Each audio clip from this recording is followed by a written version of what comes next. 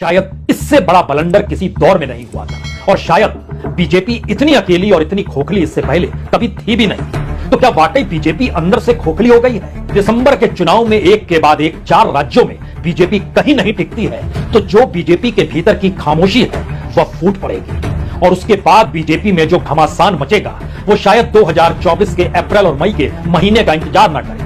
या फिर इन दोनों तीनों परिस्थितियों से हटकर दिसंबर इसलिए महत्वपूर्ण है, कांग्रेस भी इंतजार कर रही है। दिसंबर आते आते जब 3-4 राज्य राजस्थान, मध्य प्रदेश, छत्तीसगढ़ और तेलंगाना के चुनाव हो चले होंगे तो उसके बाद बीजेपी के भीतर जो घमासान मचेगा वो या तो बीजेपी को तोड़ देगा या फिर कांग्रेस को इतनी मजबूत परिस्थिति में लाकर खड़ा कर देगा जहां पर समूचा विपक्ष तो दूर, बीजेपी के भीतर भी जिनकी जिंदगी सिर्फ चुनाव और राजनीति के इर्द गिर्द रहती है वह भी कहीं ना कहीं वहां पर भी हड़कंप मच जाएगी। लेकिन पहली बार बीजेपी और आरएसएस के भीतर एक बड़ी कतार यह सोचने को मजबूर है कि बीजेपी है कहां पर, खास तौर से उस वक्त जब इस देश में नरेंद्र मोदी की सत्ता है, साथ में और दूसरा कोई नहीं अमित शाह की मौजूदगी है।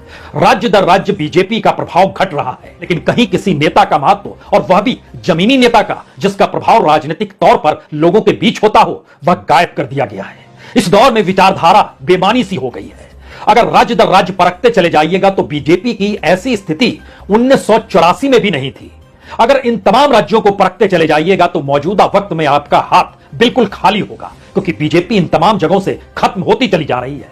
बीजेपी जिन राज्यों में है वह दिल्ली के भरोसे है, दिल्ली के नेताओं के चेहरे के आश्रय है, उनके केंद्रीय एजेंसियों की ताकत के आश्रय है, लेकिन बीजेपी कहीं नहीं है। और उसके बाद बीजेपी में जो घमासान मचेगा वो शायद 2024 के अप्रैल और मई के महीने का इंतजार न करे।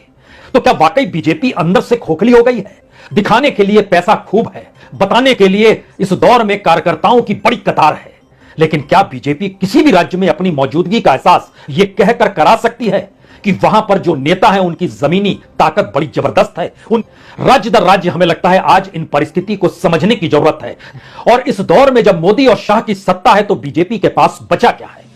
आप 2-4 नाम ले सकते हैं जिसमें आप नरेंद्र मोदी का नाम लेंगे, अमित शाह का नाम लेंगे, हो सकता है जेपी नड्डा भी आपकी जुबान पर आ जाए, लेकिन उसके बाद आपके भीतर सवाल होगा क्या उत्तर प्रदेश से एक लंबे अरसे तक राजनीतिक जमीन को बिछाने और खड़ा करने वाले राजनाथ सिंह कहीं के नहीं है? महाराष्ट्र के भीतर नितिन गडकरी ने जिस सियासत को साधा और जिस तरीके से बीजेपी को खड़ा किया वहां पर क्या उनकी कोई मौजूदगी वहां पर नहीं है? यानी दूसरी तरफ नेताओं की एक लंबी फहरिस्त आपको नजर आ सकती है। वो सुशील मोदी का आप जिक्र कर लीजिए, रविशंकर प्रसाद का जिक्र कर लीजिए, या फिर कोई भी नाम ले लीजिए जो आरएसएस से निकले हो, जो बीजेपी के साथ जमीन पर राजनीतिक तौर पर मजबूत करने की दिशा में संघर्ष करते हुए निकले हो।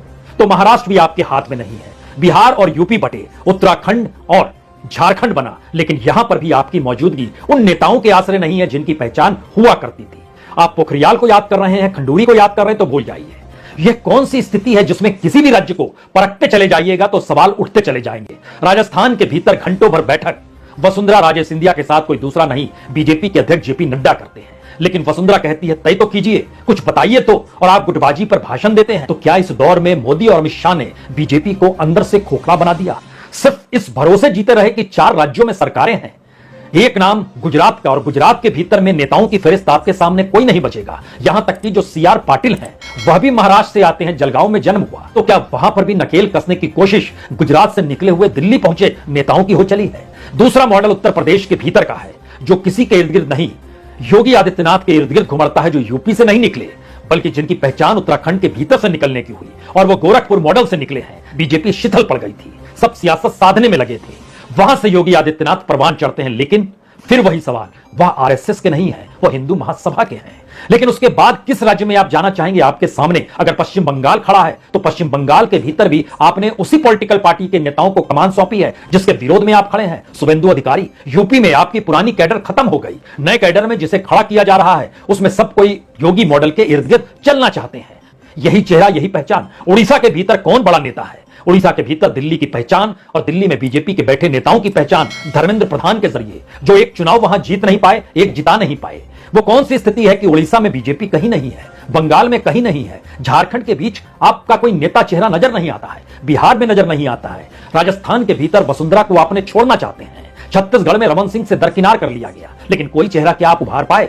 मध्य प्रदेश के भीतर आप चेक एंड बैलेंस खेलने लगे और ले आए ज्योतिरादित्य सिंधिया को, वहां नहीं चला तो अब पहली बार नरेंद्र सिंह तोमर को लेकर आए हैं जो मुरैना से आते हैं। जो भूपेंद्र पटेल हैं वो भी अपने तौर पर चीजें कर नहीं पाएंगे, लेकिन जब पैसों का जोड़तोड़ होता है तो चीजें अपने अनुकूल रखनी पड़ती है। तो क्या बीजेपी की पहचान इस दौर में जो पैसा है बीजेपी के खाते में, जो पार्टी के पास पैसा है, जो बड़ी इमारतें हैं और जिले दर जिले बीजेपी का जो ऑफिस खड़ा हो रहा है, वही पहचान है? नेताओं की फहरिस्त इस दौर में कहीं नहीं है। तो किस राज्य में बीजेपी का जिक्र किस रूप में किया जाए? और अगर नहीं कर पा रहे हैं तो दिसंबर आते आते क्या हो जाएगा? जो खामोशी इस दौर में अलग अलग नेताओं ने बरती है और बिना आधार वाले नेताओं को जो स्पेस दिया गया है, क्या उसका परीक्षण भी जरूरी है? दरअसल जो वोट लोकसभा चुनाव या किसी भी चुनाव में किस नेता के साथ कहां पर खड़ा होता है, उसे साधने की कोशिश करने की जरूरत है। तो क्या भारत की राजनीति में बीजेपी का अस्त होने लगा है?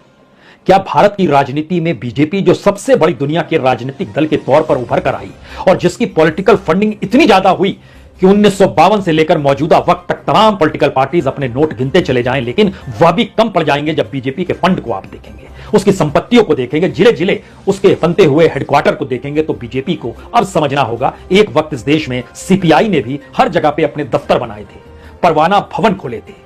कुछ उसी अंदाज में भारतीय मजदूर संघ बीएमएस ने जगह जगह पर अपनी इमारतें बनाई। सीपीआई आपको याद है राजनीतिक तौर पर सफल आज की तारीख में हो पाएगी? बीएमएस आपको याद है क्या वाकई वह ट्रेड यूनियन के तौर पर कहीं उसकी मौजूदगी सफलता के साथ खड़ी नजर आएगी? जब नहीं नजर आएगी तो क्या पहली बार बीजेपी भी उसी कतार में शामिल हो चली है कि 24 के बाद कोई नाम लेवा ना रहेगा और दिसंबर के बाद बीजेपी के भीतर इतनी जबरदस्त तरीके से घमासान मचेगा जिसकी आवाज हिंदुस्तान की राजनीति में मौजूदा वक्त में शिखर पर बैठे हुए चेहरों को डिगा देगी और शायद डिगाने के साथ साथ उनको दरकिनार करने की परिस्थिति भी लाकर खड़ा तो नहीं कर देगी। यह सारी परिस्थिति इसलिए है क्योंकि राज्य दर राज्य जिस ताकत का अनुभव बीजेपी ने किया है, उस ताकत की कोई जमीन अपनी नहीं है। वो सारी जमीन प्रोपेगेंडा पर खड़ी है, वो सारी जमीन दिल्ली की ताकत पर खड़ी है। और किसी भी राज्य में किसी भी संगठन के भीतर जब उसकी मौजूदगी अपने वहां की परिस्थिति के साथ नहीं होती है तो वो कैसे हवा में झूलता है और नेता खामोश हो जाते हैं, क्योंकि उन्हें पता होता है कुछ भी बोलेंगे तो फिर हाशिए पर ढकेल दिए जाएंगे। लेकिन ये खामोशी, इंतजार कीजिए, दिसंबर के बाद बड़ी तादाद में टूटने वाली।